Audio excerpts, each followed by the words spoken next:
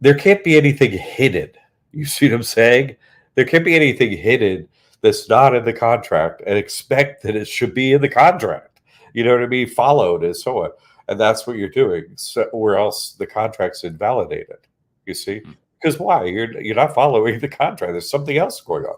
And that's what's going on. There's something going on in the contract of a mortgage and a loan and so on, but it's not actually, all of it. There's a bunch of hidden stuff in there. They're not saying we don't have any money and we're going to make it up on the spot right now and we're going to inflate the money. They don't say any of the stuff that's actually going on. There's a whole lot of missing information in there.